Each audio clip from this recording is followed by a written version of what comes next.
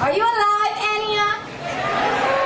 Okay, so I will be very brief, and if I go into another world, it's because probably at this time, in 2 weeks, I will be saying I do at exactly this time. So when I was writing, I kept writing vows to Antioch.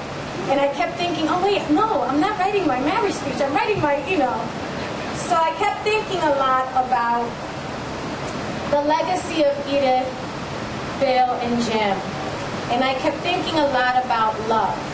And the profound love that they gave us, showed us, and modeled for us. Edith, Bill, and Jim modeled a great sense of responsibility and touched their lives because their contributions surpassed any geographical or time boundaries. They showed us the importance of having a power analysis, of understanding systems and structure, but most importantly, they had a profound sense of love for the students and for this campus, for the town of Yellow Springs, and for all of that, what that meant. The power of their legacy was in the vision that they created through their actions. A lot of us can say a mission statement, but we can't really act it out or model it or be it. And that was what made the difference. Today we are here because of our commitment to those values. An independent Antioch would never have been possible had it not been because of the networks and relationships and the hard work that so many of you did. And I will say this, and I am proud, I thought this would never be possible. And I'm so glad I was wrong. I stand on these grounds knowing that Antioch will continue and will thrive because of our hard work. There are lessons that we were taught by Jim, Bill, and Edith that we have to be beholden to as we move into these new spaces. Some of those lessons will be difficult lessons. Some of those commitments will be hard. I really thought about this in the context of faculty, a new Antioch. What does that mean? And I committed, and I said to myself, how do we make sure that we stay as resilient and as powerful as we have been in order to get Antioch reopened? How do we keep that spirit and that energy and lift ourselves so high so that when the problems come, and they will come, we will be able to say, you cannot stop us. I was talking yesterday to the students from Nonstop Antioch, and I love that name. And I was thinking a lot about how do we really make sure we are nonstop? How do we use all of their ideas and work with all of what they have done for us already, with all of what we have done here, and meld it into a place that lifts this place up, because we are already there. In order to honor the legacy left to us, in order to make most of our gifts truly be gifts and talents that can be passed on, we must share that profound love for Antioch and match it with a profound sense of courage. We must be willing to act out of integrity, to honor our word and be transparent in our actions. That will get scary.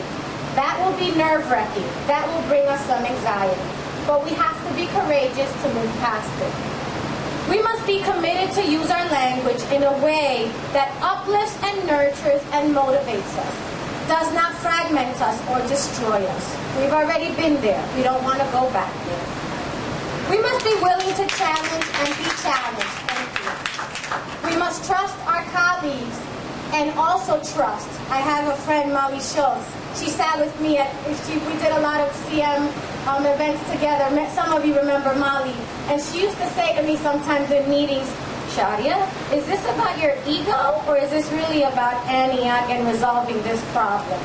I have to admit, sometimes it was my ego. And the reason why I trusted her to say those things to me, and the reason why I share that with you today, is because there will be times that our egos will get in the way of the real work that Antioch needs to rebuild itself.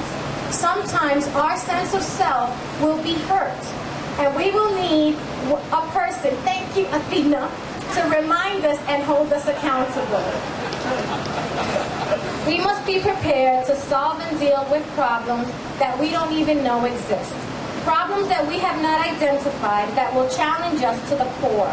Antioch in the next 3 years will be a hard place because all of us will have a recipe for how to make it better.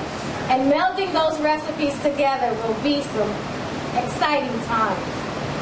We must believe and act as if nothing is in our way because nothing is. We have a clearing, an opportunity to acknowledge our past and transform our future. I believe this Antioch, the one that is being developed today with all of us, can bring something into the world that no one has ever seen or knew that existed. I know that this place is that powerful. I have made some commitments, and it's all because of the legacy of Jim, Edith, and Bill. I am honored to be here saying this piece because while I may not have met Edith or Jim, I know that my work and my spirit is carried on and strengthened by their work.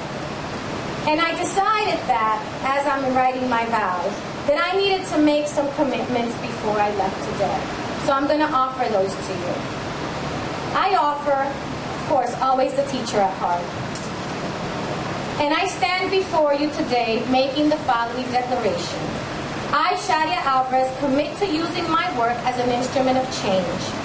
To use my work in a way that will forever uplift the names of those that we have celebrated today and those that maybe we have not mentioned today but are the result of why we are here.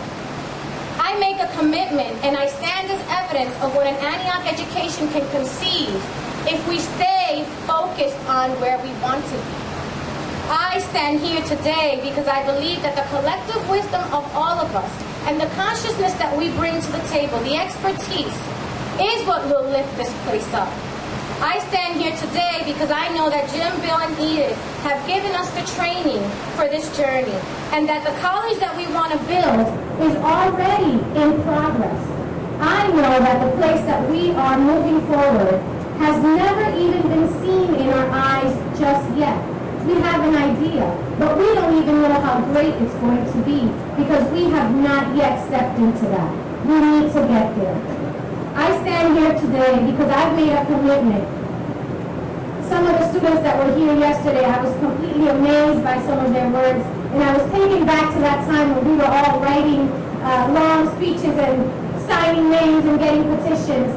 And I appreciate and I am humbled by the fact that had it not been for those students, many of us that are here today would not still keep coming back because they inspire us in the same way that I was inspired yesterday. Thank you. The last piece of what I'll say is that if we're going to build a college that honors the wisdom of Jim, Bill, and Edith, then we must make a commitment to internalize a profound love for humanity, a profound love for each and every one of us. When I first came to Antioch, I remember saying to Bill Chappelle, I hate white people. I just hate them. They take this and they do that and they do that. And I remember him saying, well, I kind of live with one. That was Joe Chappelle. And I then remember going to the Wellness Center and spending hours with Joe Chappelle as she helped me figure out where my rage and anger was coming from. I remember going to the People's Institute and seeing myself and my life in a framework that made sense. And I know that as I today am an assistant principal working with 500 students, 9th through 12th grade, that every single time they step into my office to tell me that I'm not doing the right job, that I know I am because they stepped into my office and they had the ability to do that. So I stand here today because I hope that everything that I bring to you, it has been given to me, and that I will continue to be committed to Antioch, and that I will not allow for us to sometimes be our own worst enemies. We know we can rebuild this college, we know we can honor our commitments, and we know that the next phases will be hard, but we will persevere thanks to the work of the people we celebrated today and those that are here. Thank you.